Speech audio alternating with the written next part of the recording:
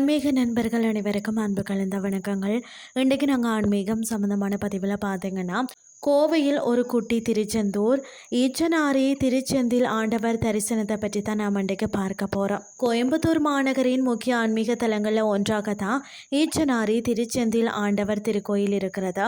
சுமார் 40 ஆண்டுகளுக்கு முன்பு பார்த்தீங்கன்னா, ஈச்சனாரியில் வாழ்ந்த ஒரு தீவிர முருக பக்தரின் கனவுல தோன்றிய செந்தில் ஆண்டவர் தான் எனக்கு இங்கே ஒரு ஆலயம் அமை அப்படின்னு சொல்லி ஆணையிட்டாராம். அதன் விளைவாக உருவானதே இந்த அழகிய தலம். திருச்செந்தூர் முருகப்பெருமான அப்படியே மனக்கண்ணில் நிறுத்தி அதே பாணியில் இந்த கோயில் வடிவமைக்கப்பட்டுள்ளது. இதன் தனி சிறப்பு அப்படின்னே சொல்லலாம். அதாவது கந்த புராணத்தை உலகிற்கு அருளிய கச்சியப்ப சிவாச்சாரியின் பெயரில் இந்த மடாலயம் அமைந்துள்ளது. அது மட்டும் இல்லாமல் ஆன்மீக அதிர்வுகள் நிறைந்த இந்த தலம் பக்தர்களுக்கு ஒரு அமைதியான வழிபாட்டு சூழலை வழங்குகிறது. கோயிலின் சிறப்பம்சங்கள் பார்த்தீங்கன்னா, கிழக்கு நோக்கி நின்ற கோலத்தில் திருச்செந்தில் ஆண்டவர் கம்பீரமாக அருள் பாலிக்கிறார். அது மட்டும் இல்லாமல் முருகனுடன் சேர்ந்து சிவன், விநாயகர், ராகு, கேது ஆகியோரை ஒரே இடத்துல தரிசிக்கலாம். இங்கு பிரதிஷ்டை செய்யப்பட்டுள்ள சக்திவேல் மற்றும் மயில் வாகனம் மிகவும் விசேஷமானது.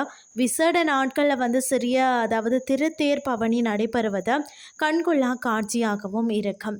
திருமண தடை இருக்கிறவங்க இங்கு வேண்டிக் கொள்ள விரைவில் சுபகாரியம் கைகூடும்.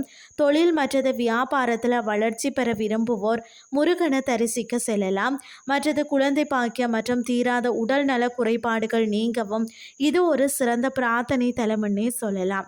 கந்த சஷ்டி, சூரசம்காரம், தைப்பூசம், பங்குனி உத்திரம், வைகாசி விசாகம் மற்றது மாத கிருத்திகை நாட்கள் இங்கு கோலாகலமாக கொண்டாடப்படுகிறது.